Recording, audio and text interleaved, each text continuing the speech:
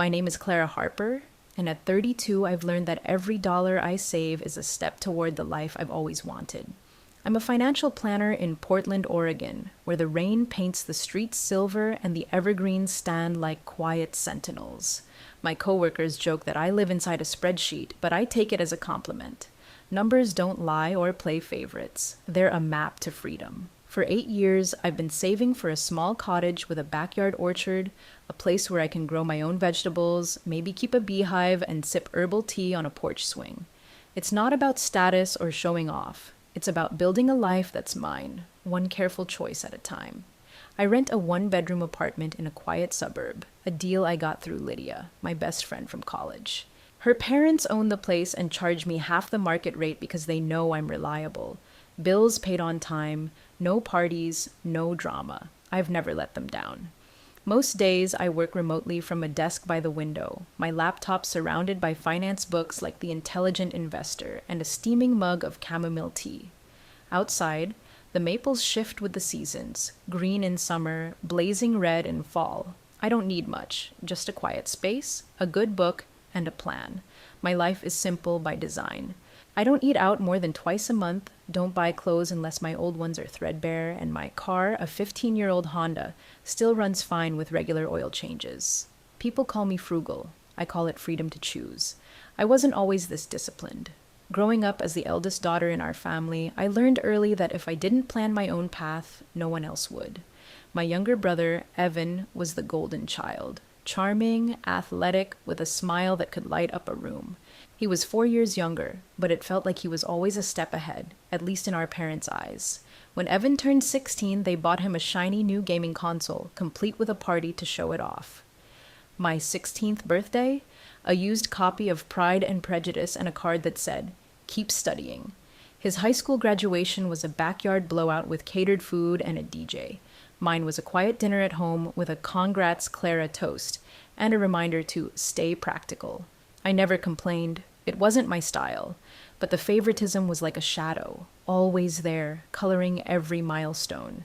Mom and Dad, Helen and David, never admitted they played favorites, but the evidence was hard to miss.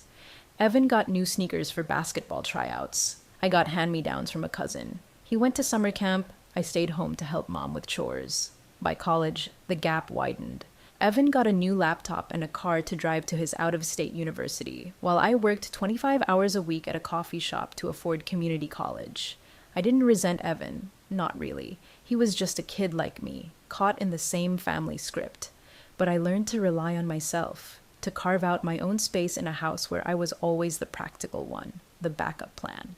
Now, at 32, I'm closer than ever to my dream. 8 years of discipline, skipping happy hours, saying no to pricey vacations, packing lunches instead of eating out, have paid off. My savings accounts, housing, investment, emergency are solid, enough for a down payment, closing costs, and a cushion to keep my life steady. I can picture it. A 2-bedroom cottage near a forest park with apple trees and a patch for a vegetable garden. Maybe I'll join a beekeeping club, learn to harvest honey, and spend weekends hiking the trails I love. It's not glamorous, but it's everything I've worked for. I don't need a big house or a fancy car. I need a home that feels like mine, where I can close the door and know I'm enough. As I scroll through property listings on my laptop, the rain tapping against my window, I feel a quiet thrill. I'm so close. Maybe a month or two away from signing a contract. I haven't told my family yet. Sunday dinners at Mom and Dad's are loud, filled with Evan's stories and the kids' chatter. I've always been the quiet one, nodding along, keeping my dreams tucked away. Maybe it's time to share. I just hope they'll be happy for me, for once, without turning it into something else. Every Sunday, I drive to my parents' house in Southeast Portland for dinner, a tradition that's equal parts comfort and chaos. The table is crowded with Mom's meatloaf, Dad's overcooked green beans, and the chatter of my brother Evan's kids, Sophie and Noah. Evan's 28 now, married to Matt, a construction worker who's always on call. They live in a cramped 2-bedroom apartment downtown, where the hum of traffic and the pinch of rent are constant. Sophie's 9, all elbows and questions, and Noah's 6, with a giggle that cuts through the noise. I love them, but their energy makes me grateful for my quiet apartment. Evan's life is a whirlwind. At dinner, He complains about the rent hikes, the lack of space for the kids to play, and how Portland's swallowing their budget. Matt nods along, looking tired, while Mom clucks sympathetically and Dad offers advice like, move to the suburbs. I listen, sipping my water, careful not to compare. My life is different, steady, uncluttered. I work remotely, pay my bills early, and save every extra penny for my dream cottage. I don't have kids or a spouse, just a plan and a bookshelf full of finance guides. But the contrast is hard to ignore. Evan's stretched thin, while I'm building something solid. I've been finalizing my savings, housing, investment, emergency accounts. And last week, I ran the numbers. I'm ready. Not maybe next year ready, but now ready. Enough for a down payment, closing costs, and a mortgage I can handle without losing sleep.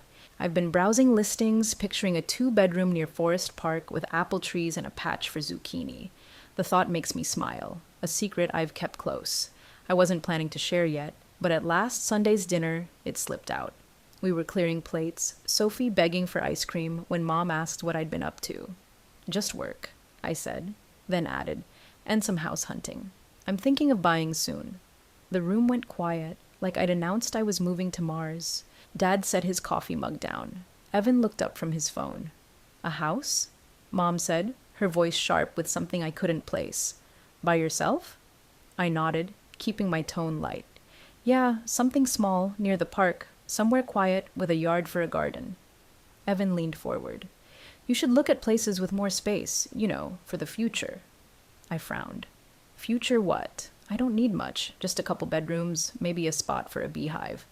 Mom jumped in, her eyes bright. Oh, Clara, you should see the house on Oakwood Lane. 5 bedrooms, big backyard, near a great elementary school. Perfect for a growing family. I stared at her. I'm not growing a family, Mom. I want something simple. She waved me off like I'd misunderstood. You'll want space eventually. It's a steal right now. Later, as I drove home, my phone buzzed. Mom had texted a link to the Oakwood house with a note, "Think about the kids. Great for visits." I gripped the steering wheel, unease creeping in. Why were they pushing for a big house? I didn't need 5 bedrooms or a school nearby. I wanted a cottage, not a family compound. The next day, Evan texted to, "Check out houses in Laurelhurst. Good for resale. Lots of room." I didn't reply. Their suggestions felt like a script I hadn't agreed to read. At work, I pulled up my savings spreadsheet, the numbers grounding me. I was so close to my dream, but now every family dinner felt like a minefield. They weren't asking what I wanted. They were steering me towards something else. I kept picturing that cottage, my orchard, my quiet mornings. I just hoped I could hold on to that vision, no matter what they expected me to carry. I found it on a rainy Tuesday, scrolling through listings after work. A 2-bedroom cottage near Forest Park, tucked among pines with a small orchard and a backyard perfect for a vegetable garden. The photos showed a wraparound porch, a cozy fireplace, and a patch of wildflowers I could imagine tending. It was everything I dreamed of, simple, quiet, mine. I ran the numbers, checked my savings, and called the realtor the next day. By Friday, I'd signed the contract, my heart racing with a joy I hadn't felt in years. I kept it secret, planning to share the news at Sunday dinner with Mom, Dad, Evan, and his family. I pictured their smiles, maybe a proud nod from Dad. I should have known better. Sunday dinner was the usual chaos, Sophie and Noah chasing each other, Matt scrolling his phone, Evan griping about their apartment's leaky faucet. Mom served her famous lasagna, and Dad poured iced tea, grumbling about gas prices. I waited until dessert, apple pie still warm from the oven, to speak. "I have news," I said, my voice steady, despite the butterflies in my stomach. I bought a house, a cottage near Forest Park. I'm moving in next month. I smiled, expecting cheers, or at least a congrats. Instead, the room froze. Mom's fork clattered against her plate. Evan stared like I'd grown a second head. Dad's eyebrows shot up, his mouth a thin line. "You bought it?" Evan said, his voice sharp. "Like, you already signed everything?" I nodded, confused. "Yeah, last week. It's perfect. 2 bedrooms, a little orchard. I can't wait to fix it up." Mom leaned forward, her hands clasped tight. "Clara, a house is a big decision. Why didn't you talk to us first? You're all alone. You don't need that much space." Her tone was soft, but it felt like a slap. "I'm not alone," I said, keeping calm. "I bought it for me. I've been saving for 8 years. It's my money, my plan." Evan scoffed, setting his glass down hard. "I'm not saying you can't buy a house, Clara, but come on. You should have looked at places with room for family. That Oakwood house Mom sent you had 5 bedrooms, a huge yard, perfect for Sophie and Noah to visit." I blinked, the pieces clicking together. "Visit?" I asked, half laughing. "Evan, I'm not buying a house for your kids to visit. I want a home for myself." Mom cut in, her voice rising.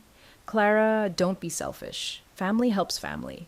You're the stable one. Evan's struggling in that tiny apartment. The kids need space." The air grew heavy, their eyes pinning me down. Dad spoke, his voice low and firm. "Clara, we've been discussing this for weeks. That Oakwood house is near the best schools. It's a smart buy. You could have helped your brother out." I froze, my fork trembling in my hand. Discussing? They'd been planning behind my back, assuming my savings, my dream, were theirs to redirect. "You thought I'd buy a house for Evan's family?" I asked, my voice raspy. "Without even asking me?" Mom's eyes narrowed. "You've got no kids, no husband. What do you need a whole house for?" I pushed my chair back, standing, my chest tight with anger and betrayal. "This isn't about a house," I said, my voice shaking but clear. "It's about who gets to decide my life. I worked 8 years for this, skipping vacations, driving a beat-up car, saying no to everything so I could have something of my own. And you all sat here, planning to take it without even asking what I wanted." Evan rolled his eyes. "You're making this dramatic, Clara. We're family." Mom's voice turned sharp. "You're breaking us apart over a cottage?" I grabbed my purse, my hands steady now. "No," I said, walking to the door. "You broke it when you decided my life was yours to plan." Behind me, Evan called out, "You're really walking away?" I didn't look back. "I'm walking toward something better." The door closed with a soft thud, the cool Portland air hitting my face like a release. My phone buzzed before I reached my car. Mom's text, "Come back and talk. Family doesn't do this." Then Evan, "You're being heartless." Aunt Linda chimed in, "Don't let pride ruin everything." I turned off my phone, my heart pounding but lighter than it had been in years. They could call me selfish. I called it choosing myself. The moving truck pulled up to my cottage on a crisp Monday morning, right on time, just as the reviews promised. I'd chosen a weekday deliberately. Mom and Dad were at work, Evan was wrangling the kids, and no one had time to notice me slip away. I'd changed my phone number, deleted my social media, and redirected my mail to the new address, sharing it only with Lydia, my lawyer, and the moving company. I wasn't afraid they'd come looking. I just wanted silence, a clean break from the texts, the guilt trips, the voices calling me selfish for choosing myself. As the movers carried my boxes into the 2-bedroom cottage near Forest Park, I stepped onto the porch and breathed in the scent of pine and damp earth. For the first time, I felt like I was home. The cottage was everything I'd dreamed. Hardwood floors, a fireplace, a backyard with apple trees, and a patch for a garden. I spent the first week unpacking, painting the office a soft sage green, and setting up a trellis for future tomatoes. No one told me it was a waste of money or suggested I needed a bigger living room for family parties. I bought a small patio table for morning coffee. No excuses about guests. It was just me, my books, and the quiet I'd craved for years. But quiet didn't mean lonely. A few days after moving in, I joined a local beekeeping club, drawn by a flyer at the farmer's market. The first meeting was at Ellen's house, a warm woman in her 50s with a sprawling wildflower garden and a laugh that put me at ease. No one asked about my past, just what I knew about bees and whether I'd tried lavender honey. I met Jack there, a carpenter around my age who offered to help fix a leaky faucet in my kitchen. He was quiet, thoughtful, with hands that moved like they knew exactly what to do. We talked about soil pH and pollinators, not family drama, and it felt like a relief. Jack started dropping by with small gifts, a hand-carved birdhouse, a jar of honeycomb from his hives, never asking for more than a smile. Lydia visited too, bringing wine and stories from her publishing job. One night, as we sat on my porch, she raised her glass. "To you, Clara, for building this. They don't get to take it."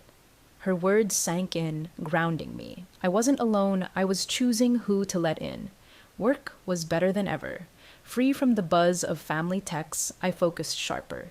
A project I pitched to a major client, a retirement plan for small businesses, got approved in record time. My boss, Karen, called to say I'd earned a promotion and a raise. "You're a natural, Clara," she said. "We're lucky to have you." For the first time, I felt seen, not for what I could do for others, but for who I was. I celebrated quietly, baking blueberry muffins and eating them in my orchard, the morning sun warm on my face. Still, there were moments of doubt. Late at night, unpacking a box, I found a photo from Sophie's 5th birthday. Me holding her, Evan laughing, Mom in the background. My chest tightened. Had I been too harsh? Should I have explained more? I called Lydia, and she listened as I poured out the guilt. "Clara," she said, "you didn't owe them your dream. You gave them years of patience. This is yours." She was right. I'd spent my life bending to their script. Second-hand clothes, community college, always the practical one. Now, I was writing my own story. Every Saturday, I biked to the farmer's market, picking out carrots and chatting with vendors who knew me as Clara, the woman with a new cottage and a knack for picking perfect peaches. I joined a book club at the library where we argued about The Great Gatsby and shared homemade cookies. No one knew I'd been called ungrateful for buying my own home. They just saw me, my ideas, my quiet humor, my love for a good story. As I planted my first apple sapling, Jack kneeling beside me to steady the roots, I realized this was healing. Not erasing the past, but building a present that felt like mine. My phone stayed silent, and for the first time, I didn't mind. One chilly October evening, as I sorted seed packets for next spring's garden, my doorbell rang. I thought it might be Jack with another jar of honey or Ellen with a book club invite. Instead, through the peephole, I saw Evan, his hair messy, eyes tired, holding an old canvas bag. Behind him stood Sophie and Noah, clutching their jackets, looking smaller than I remembered. My stomach tightened. I hadn't seen them since that disastrous dinner 6 months ago. I opened the door, saying nothing, the cold Portland air rushing in with their hesitant breaths. Evan shifted, his voice low. "I wasn't sure you'd let us knock." I didn't invite them in, but I didn't close the door either. Sophie broke the silence, her voice soft. "Dad said we could see your garden if we were quiet. Do you have sunflowers?" I crouched to her level, my heart softening. "Not yet, but I've got daisies. Want to see?" She nodded, and just like that, they stepped inside. Not as welcomed guests, but as people who'd lost that right and knew it. We sat in my kitchen, coffee steaming between us, the kids exploring the backyard under the porch light. Evan didn't speak at first, just stared at his mug. Then, quietly, he said, "I was wrong, Clara. I thought you'd always be the one to fix things, like Mom and Dad taught us. But you're not our safety net." His words hit like a confession, raw and unguarded. "I'm in a job training program now," he added. "Carpentry, like Matt. I'm trying to stand on my own." I nodded, unsure what to feel. "I'm glad," I said, and meant it, but forgiveness wasn't a switch I could flip. As the kids returned, Sophie slipped a folded note under my mug. "Don't read it till we're gone," she whispered, then hugged Noah close. They left soon after, Evan's thank you barely audible. Alone, I opened the note, Sophie's messy handwriting spilling across the page. "Aunt Clara, you told Dad once that everyone has to take their own steps. He's trying now, like you.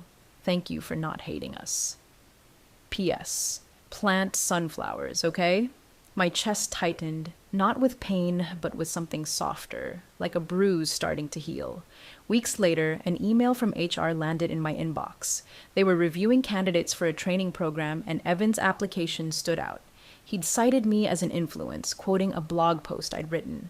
"Your future starts with the choices you make today, not the ones someone else makes for you." He hadn't asked for a recommendation or a favor, just listed me as someone who'd shaped him. I stared at the screen, a quiet pride mixing with caution. Evan was changing, not with words, but with actions. That night, Jack stopped by with a basket of pears from his yard. No note, just a smile that said he didn't need my whole story to care. I brewed coffee, opened the windows, and let the scent of damp earth and apple blossoms fill the cottage. Hosting the beekeeping club the next week, I laughed as Ellen debated hive designs and Jack sketched plans for a new apiary. This was my family now. People who knocked, who who saw me, who didn't expect my life to solve theirs. Sitting in my orchard, Sophie's note in hand, I felt a peace I hadn't known was possible.